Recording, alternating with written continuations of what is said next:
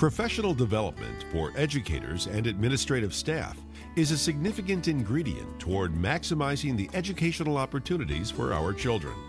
In addition to the standard mandates imposed by state education departments around the country, many school districts take great pride in making sure their employees are well trained and often exceed the state minimum standards. Unfortunately, the tightening of school budget spending has placed greater emphasis on the cost of professional development. The good news is that our Links for Learning program is focused on providing more professional development opportunities for less money. In the following video clip, we demonstrate how a PhD scientist at VWR Education can provide a diverse learning experience by sharing internal artifacts and explanatory techniques. How do we classify our rocks, do you know?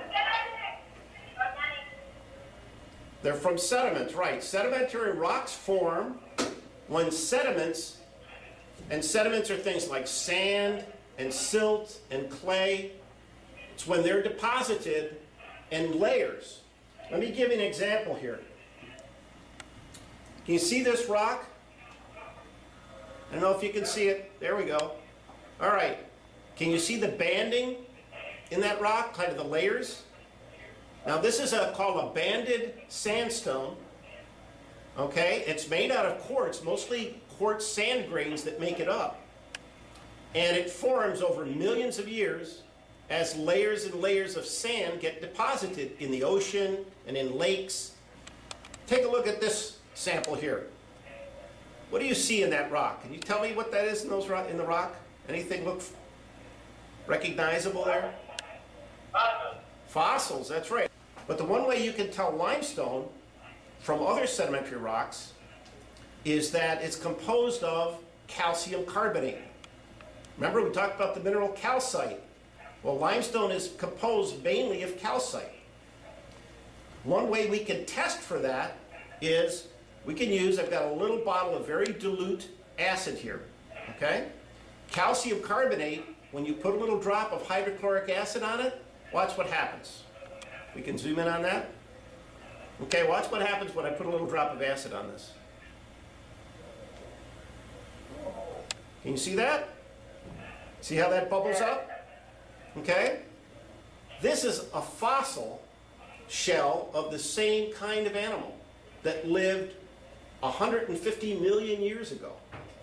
And how do we know that? Well, we know what it is, what kind of animal it is, because we have modern day animals that are very similar. So again, the present is the key to the past. We learn from our own environment and our own life forms that live today, and we're able to use that to help identify and figure out what these strange things are that we find preserved in the rocks. But here's an actual rock specimen, okay? And if you can zoom in on, if you can see the head here, okay? That's the actual head, fossilized head of a eurypterid. Can you see those little dots on either side of his head? Those are his eyes. Anybody have any more questions? Here's a sample of a mineral called scapolite. Kind of an odd mineral. You probably haven't heard that name before. But we're talking about special properties of minerals. I want to show you. Can you see what kind of color that is? Can you see the color pretty well?